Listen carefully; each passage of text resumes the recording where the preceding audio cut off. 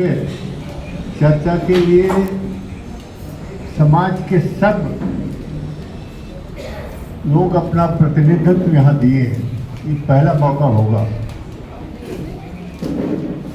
सब समाज के लोग आए, आदिवासी समाज में जितने हैं, और महत्वपूर्ण विषय ये है कि जाति जनगणना और धार्मिक कॉलम दो के विषय में हम सब लोगों ने बहुत गंभीरता से चर्चा की है। तो आज के इस कार्यक्रम को जो भी आयोजित किए हैं, विनोद नागवंशी जी, पुराम जी, रावटे जी, उनको धन्यवाद देना चाहता हूं कि ऐसे गंभीर मुद्दे पे ये करके समाज को दिशा निर्देश देने का जो एक फैसला आज हुआ है वो बहुत बड़ी बात है। देखिए, मुझे 60 साल राजनीति और समाज में काम करने का एक मौका मिला, पर इस 60 साल में मेरा राजनीतिक योगदान तो उतना नहीं जितना मेरा सामाजिक योगदान रहा है। समाज की हित को पहले हमेशा रखा, राजनीति में राजनीति को हावी होने नहीं दिया। ये मेरा पारिवारिक जो जिसको कहते हैं डीएनए की वजह से हुआ, और मुझे इस बात की खुशी है कि मैंने अपने जीवन में जो भी किया उस बात की संतुष्टि भी है।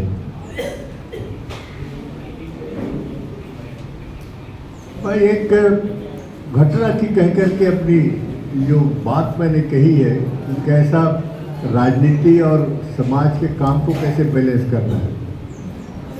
1973 में पहली बार मंत्री बना इंदिरा जी के कैबिनेट में।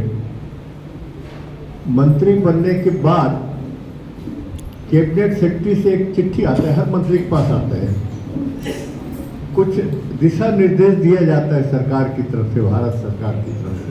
उसमें 8-10 पॉइंट होता है।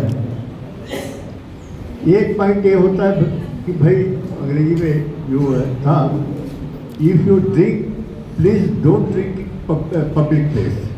यदि आप पीते हैं तो सार्वजनिक जगह में मत पीजिए। ये कैबिनेट सेक्रेटरी का चिट्ठी आया, मुझको मेरे स्टाफ ने दिखाया, मैं देखा। नेक्स्ट डे प्राइम मिनिस्टर को एक चिट्ठी लिखा कि ये जो कैबिनेट सेक्रेटरी का ये चिट्ठी आया, इसमें एक बात लिखा गया है, नंबर 6 या 7 था।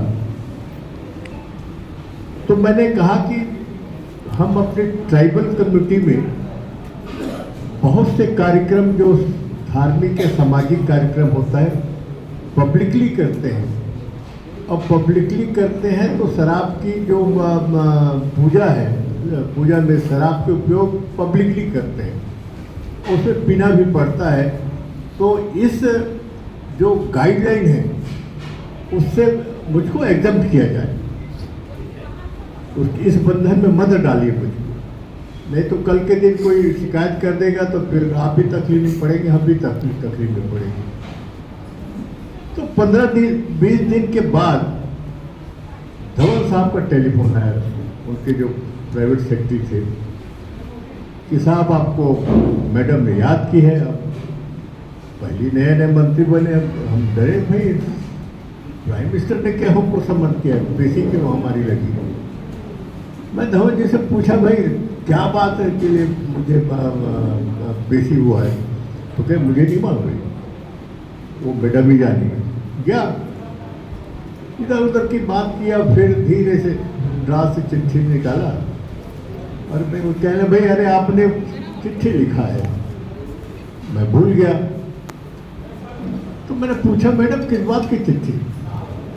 भाई वो कैबिनेट सेक्रेटरी का जो गाइडलाइन है उस पर आपने, हाँ मैंने लिखा है, और मैं इसलिए लिखा है मैडम कि मेरे ट्राइबल कम्युनिटी में ये कल्चर, कस्टम और रिलीजन का मामला जुड़ा होता है, और अधिकांश चीज़ें पब्लिकली होता है। प्राइवेटली तो अपना घर पे करते हैं, पर अधिकांश कार्यक्रम पब्लिक होता है, तो इसमें वायलेशन होगा आपके गाइडलाइन के हिसाब से। तो उसने कही देखिए आप जो कर रहे हैं करिए, हम आपके तरफ हमको निश्चित हम आपको पूरी छूट देते हैं, इसमें आपके अपने धर्म का और संस्कृति का और रिलीजन का मामला है। और उसी बेसिस पे हमने चिट्ठी और लिखा कि भाई ये जो व्यवसायीकरण हो गया एक्साइज पॉलिसी का, शराब का, हमारा ये मामला समाज के और रिलीजन से जुड़ा हुआ है, संस्कृति से जुड़ा हुआ है। सरकार इसको सोर्स ऑफ रेवेन्यू बना लिया है। क्यों बनाए हैं? हमारा मामला अलग है और इसी के आधार पे आप हमारी शोषण कर रहे हैं। ये बड़ी था। 4 साल लगी इंदिरा गांधी को और आखिरी में 1976 में 1976 में ये कैबिनेट ने फैसला करना पड़ा कि ट्राइबल एरिया में they can prove their vote, ये अपनी खुद की बना करके पी सकते हैं, कोई ठेकेदारी प्रथा नहीं होगी। आज तक उस कानून का इस देश में पालन हो रहा है। देखिए, लड़ने का ढंग होता है, कहने का ढंग होता है, सरकार के सामने कोई चीज कैसे पेश करना चाहिए। नहीं तो एक चिट्ठी में पूरी देश की यानी ट्राइबल एरिया की एक्साइज पॉलिसी बदल दे, हम कभी सोचे भी नहीं थे। हमने तो कभी नहीं कहा चिट्ठी में कि आप छूट दे दीजिए, पर इस पॉलिसी के जरिए समाज का शोषण होता है, ये हम कहना चाहते हैं। उसने जो भी सोचा होगा ठीक है। हालांकि उसके खिलाफ भी समाज में मेरे खिलाफ कहते थे भाई कि आपने छूट दिला के लोगों को पीने की छूट दे करके सब शराबी हो गए। ये कभी कभी झेलता था मैं ऐसा। मैं पूछता भी था लोगों को, तो बता दो क्या होना चाहिए पॉलिसी। 3 किस्म की पॉलिसी एक्साइज में। एक तो गुजरात में आज टोटल प्रतिबंध है, एक पॉलिसी। दूसरा पॉलिसी जो आज है कि बनाने की छूट, ये दूसरा पॉलिसी है। तीसरा है जिसके खिलाफ मैं शिकायत किया, ठेकेदारी प्रथा। तो मैं समाज के लोगों को कहता भाई ये 3 पॉलिसी है, अब फिर ठेकेदारी प्रथा शुरू कर दें, फिर बिहारियों को ले आए, तो बता दो मुझे क्या दिक्कत है। अगर समाज कह दे तो मैं अभी भी सरकार को कहूँगा छूट फिर से ले आएंगे, उसमें क्या दिक्कत है। सरकार पे एक टांग में खड़ी हुई है, मेरे वजह से सब तकलीफ में पड़े हुए हैं। तो आज तक समाज के तरफ से भी कोई जवाब नहीं है। वो 3 पॉलिसी में समझ में नहीं आए कि कौन सा सही होगा। अब तुम ही फैसला नहीं कर सकते तो मैं कैसा फैसला करूं। मुझको जो समझ आया मैंने प्रधानमंत्री को कह दिया। तो ये सब चीज़ें हैं जो इंदिरा जी के साथ एक चीज़ ये था, वो थोड़ा सा आदिवासी इलाके में संवेदनशील थी और इसीलिए उसका फ़ायदा मैंने कई मुद्दों पर उठाया। आज भी इस राज्य में बोधघाट परियोजना बस्तर का अखबार में छपता रहता है, अभी भी आया है 1-2 दिन, फिर से शुरू होने वाला है। कितने साल हो गए, एक चिट्ठी, उस चिट्ठी में यही है, इंदिरा जी गए, राजीव जी गए, वीपी सिंह गए, नरसिंह राव साहब गए और बाकी और भी जितने प्रधानमंत्री हैं, आपके देवगौड़ा साहब, गुजराल साहब, अटल बिहारी, सब चले गए। चिट्ठी आज भी पड़ी है, आज भी अटका हुआ है। मुद्दा ये है कि मैंने लिखा कि 42 गांव उजड़ेंगे, कहाँ बसाएंगे मुझे बता दो। आपको आश्चर्य होगा, आज तक सरकार नहीं बता सकती। एक बार मोतीलाल वोरा जी मुख्यमंत्री थे, दिल्ली में मेंबर पार्लियामेंट था, दिल्ली आए, चलिए मैं राजीव जी जो प्रधानमंत्री उसे टाइम लिया हूँ, बोधघाट पे बात करना है। तो चलिए गए हम पार्लियामेंट हाउस में। प्रधानमंत्री जी ने राजीव जी ने कहा, नेताजी आप इसका विरोध क्यों करते हैं। मैंने कहा साहब आपके हाथ में है, वो कैसे? मैंने कहा बस्तर में रेवेन्यू की जमीन नहीं है, जो भी है बेजा कब्जा है। अगर आपके सरकार में हिम्मत है तो सारे बेजा कब्जा जो 10 साल 20 साल 30 साल से हटा दीजिए, तब उपलब्ध होगा जमीन। जंगल की जमीन बहुत है, जो प्रधानमंत्री के हाथ में है कि आप रिलीज कर दी वहां के जंगल की जमीन।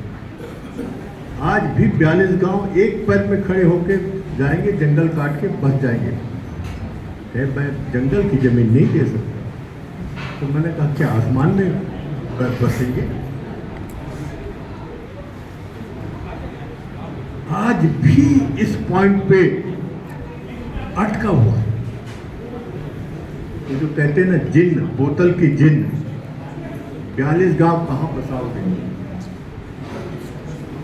एक मीटिंग में वोरा जी भोपाल में कहे हम दुर्ग जिला में बसाएंगे।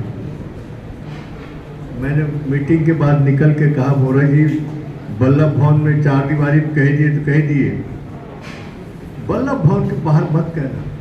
बीजापुर के और दंतेवाड़ा के आदिवासी को दुर्ग में बसाएंगे। जितना नजदीक हो सकता है उतना ही नजदीक बसेंगे, दूर नहीं जा सकते। बीजापुर का कांके नहीं बसेगा, ये आदिवासी का स्वभाव है। तो ये बाहर कभी मत बोलिएगा, हंसी होगी, आंकलन करने वाले कई हो। तो मैं ये बात इसलिए कह रहा हूँ कि कहीं ना कहीं इन मुद्दों को गंभीरता से लेना चाहिए। मैं ये बात इसलिए कह रहा हूँ, अभी जो 2 मुद्दे पे हम चर्चा कर रहे हैं ना, एक जो कमजोर पड़ा है हमारा सिस्टम राजनीतिक, विधायक और सांसद समाज, ये कहीं ना कहीं कमजोर पड़ते जा रहे हैं समाज की मुद्दों को लेकर के सरकार के सामने लड़ने में। उसके कारण बहुत से परेशानियां बढ़ रही हैं। उसके कारण से समाज के ऊपर ये बोझ आ पड़ रहा है। आज कहते हैं ना कि भाई इसका समाधान नहीं हो रहा है। अगर ये मजबूत होते तो शायद इतनी जो समाज के सामने जो समस्या आती है ना वो नहीं आता। तो इसका कहीं ना कहीं समाज को सोचना चाहिए कि ये कमजोर क्यों पड़ रहे हैं हमारे सांसद और विधायक, तो इसका इलाज ढूंढना चाहिए। क्योंकि प्रजातंत्र में जब तक मजबूत नहीं होंगे बड़ा मुश्किल होगा। एक जो बात मैं कहना चाहता हूँ, बड़ी उत्सुकता है और इतना बड़ा समाज सभी लोग आए। पिछले साल मुझे राष्ट्रीय स्वयंसेवक संघ नागपुर में मुझे एक कार्यक्रम जो उनका सालाना जलसा होता है, मुख्य अतिथि के रूप में बुलाया गया, जिसकी बड़ी चर्चा हुई प्रदेश में। चर्चा इस बात की हुई, उसके पक्ष में भी हुआ, उसके खिलाफ भी हुआ। ये क्यों गए, क्यों इनविटेशन को स्वीकार किए, नहीं जाना था। कुछ लोगों ने कहा कि बिल्कुल ठीक है, ने फैसला किए। बहरहाल मैं सुनता रहा सबकी बात, सुनने का काम है, इतने उम्र भर तो यही करते रहे। गए। देखिए, राष्ट्रीय स्वयंसेवक संघ से मेरा कोई वास्ता ही नहीं था पूरे सार्वजनिक जीवन में। पर एक बात मेरे जीवन में था, कभी भी राष्ट्रीय स्वयंसेवक संघ के बीच में जाने का मौका मिलेगा ना, मैं जाऊंगा और अपनी बात जो मैंने जीवन में सीखा है उसको संघ के सामने रखूंगा। और आज भी मैं मानता हूं कि संघ आदिवासी समाज को समझने में आज चूक कर रही है, ठीक से नहीं समझ पाई है। और मुझे ये जो मौका की तलाश में था वो मौका मिल गया। 2 दिन रहा और 2 दिन उनके साथ गंभीर चर्चाएं हुई। और मुझे इस बात की खुशी है कि 2 दिन के चर्चा में मैं अपनी विचार को समाज के परिस्थिति को रखने में सफल हो गया और संघ को एक समझाने में थोड़ी बहुत सफलता मिली कि साहब आप गहराई से आप इस समाज को समझिए और आप अपने एंगल से मत समझिए। मैंने कहा ना कि ये जो कहा जसपुर के हैं कुछ लोग तो होंगे जी, हमारे मुखिया तो बैठे हैं जसपुर के, उनका क्या आदिवासी कल्याण आश्रम का मुख्यालय है ना, सब पदाधिकारी आदिवासी हैं। इनको भी बुलाते होंगे कभी कभी किसी रिपोर्ट लेने के लिए, बताइए वहाँ की स्थिति क्या है। वो आते होंगे, आपको बताते होंगे और सुन लेते होंगे। दिक्कत कहाँ हो रही है, वो साहब आपको बताते होंगे, आपके विचारधारा के हिसाब से बताते होंगे। आदिवासी समाज के होने के बावजूद भी वो आदिवासी समाज की बात तो ओरिजिनली बताते नहीं आपको। ये दिक्कत है आपके साथ। क्योंकि जब वो आपके विचार से बताएंगे हाँ बहुत बढ़िया, अच्छी बात है, बढ़िया, और थोड़ा सा इधर उधर किए, अच्छा तुम्हारा जरूरत नहीं, हटो यहाँ। समझना है तो गंभीरता से समाज के लोग को बुला के पूछिए। ये आज तक शायद कोई कहा भी नहीं होगा, और कहे भी होगा तो उसका असर नहीं हुआ होगा। मैंने कहा जंग जंगल जमीन सरगुजा के, मैंने खूब सुना है। बस्तर में कारपोरेट घराने के लोग घुस रहे हैं, उसके बारे में कहा। अब मुझे इस बात की खुशी है, मुझे इस बात का आभास हो गया है कि अब वहाँ से पिलर आया है कि अडानी जी को कहा गया है धीरे चलो, जल्दीबाजी मत करो। मैं कहा अभी नक्सली समस्या को हल कर रहे हो, अगर ये अपने ढंग से चलेंगे तो फिर वही समस्या खड़ी हो जाएगी, जिंदा होने में कोई टाइम नहीं लगेगा। इस बात को नोट करो, ये समाज का मामला है, प्रदेश का या जिला का मामला नहीं है, ये समाज का मामला है। और समाज को ठीक से हैंडल नहीं करोगे फिर वही स्थिति होगी। तो ये बात मैं इसलिए कह रहा हूँ कि आज बहुत सी चीज़ों को सरकार के साथ में समाज के लोग अपने विचार को ठीक से रखें, कोई भी सरकार हो, और तभी इसका कुछ ना कुछ हो सकता है। तो आज जो दो विषय पे आज चर्चा हुई है, बहुत अच्छी चर्चा हुई है, और मुझे खुशी है कि धर्म लेकर के धर्म कालम और आपके ये जो जनगणना, इसके पहले तो जनगणना होती थी ना, कभी जानते थे कब हो गया कब निकल गया पता ही नहीं चलता। इस बार क्या ऐसा पूरी चर्चा देश में है। अभी कल परसों अमित शाह का आसाम से का स्टेटमेंट आया कि ये जो नेशनल जो है ना रिलीजन का मामला को लेकर के, आरसीबी क्या बोलते हैं उसको, एनआरसी, नेशनल रिजर्वेशन पॉलिसी, ऐसे कुछ,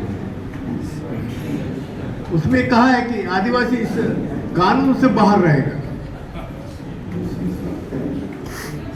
बिल्कुल ठीक कहा है, इसके लिए भी हमको कहना पड़ा।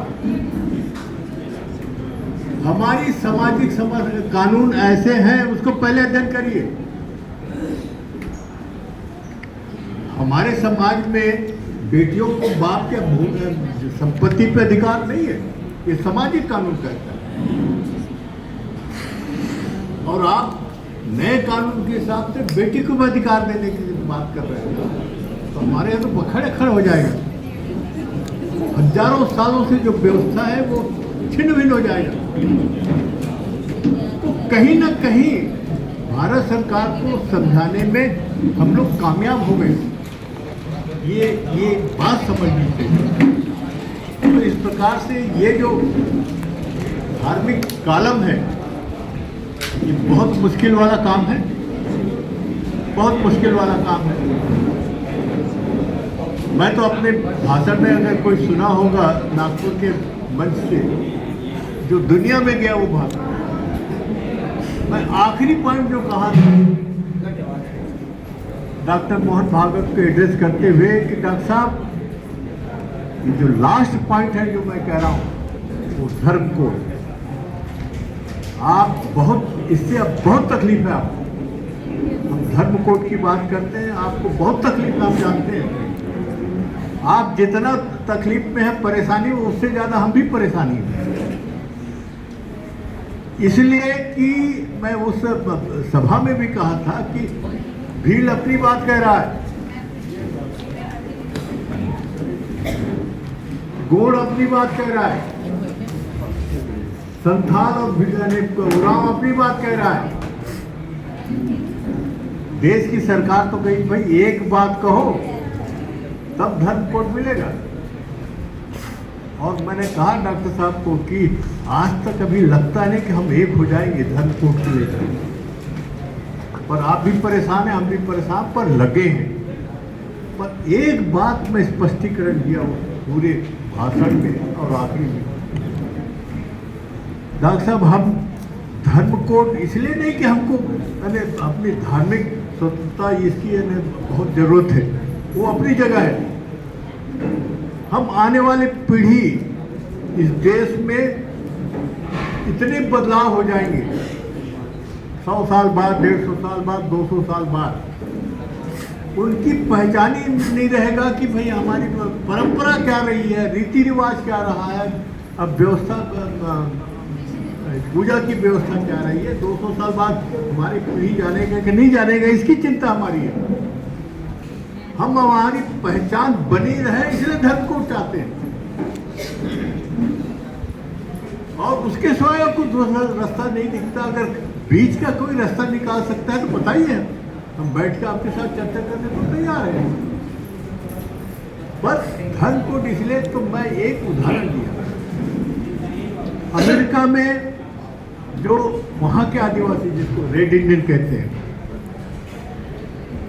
मैंने कहा डॉक्टर साहब जितनी मैंने अमेरिका में रेड इंडियन को लाखों लोगों को हत्या कर दिया गया, जब यूरोप के लोग यहाँ से गए अमेरिका में कब्जा करने, लाखों लोग गए, लाखों लोग मारे गए, उनकी जो ह्यूमन राइट की जो अधिकार था वो खत्म कर दिए। और आज ये स्थिति है, अमेरिका में सबसे ज़्यादा अगर खराब स्थिति है तो रेड इंडियन की है, वहाँ के आदिवासियों की है। उस मंच में अमेरिका से 20 लोग आए थे, डेलीगेशन अमेरिका से आए थे। जब मैंने रेड इंडियन की बात कही तो चौंके वो लोग, क्योंकि वो लगातार ट्रांसलेशन हो रहा था। कार्यक्रम के बाद जब भोजन के टेबल पे सब बैठे, अमेरिकन डेलीगेशन भी था, डॉक्टर भागवत ने यही कहा, नेताजी जी आपने ये रेड इंडियन की बात छोड़ उछाल करके ये अमेरिका से आए ना 20 लोग, चौंका दिया आपने। मैंने कहा साहब सबसे ज़्यादा ह्यूमन राइट्स की ये वायलेशन ही लोग की है, क्यों नहीं कहेंगे, क्यों नहीं कहेंगे। आज सबसे ज़्यादा दुर्गति वहाँ अमेरिका में वहाँ के रेड इंडियन की है, उतनी तो न्यूजीलैंड में नहीं है, ऑस्ट्रेलिया में नहीं। तो ये चीज़ें हैं, कहने में चुकना नहीं चाहिए, ये मैं कह रहा हूँ। तो आज ये जो दो चीज़ें हैं, बहुत अच्छा चर्चा हुई। अब इसको कैसे लागू करोगे, सबसे एक जो तरीका है आपके व्हाट्सएप वगैरह जो है मोबाइल पे देखो, दो चीज़ पे ध्यान रखें। हमारी जो धर्म मॉडल क्या लिखना है, ये करीब तय हो गया, कहाँ गए दान जी, कहाँ गए? अच्छा ठीक है। वो ये जो क्या होगा, ये जो बात चर्चा हुई है, तो इसका भी कैसे लिखना है। अगर पूरे देश में अगर एक हो जाए तो इस देश की सरकार को झक मार के हमारी धर्म कोड को मानना पड़ेगा। ये हमारी बहुत बड़ी उपलब्धि होगी। हमारी पहचान होगी।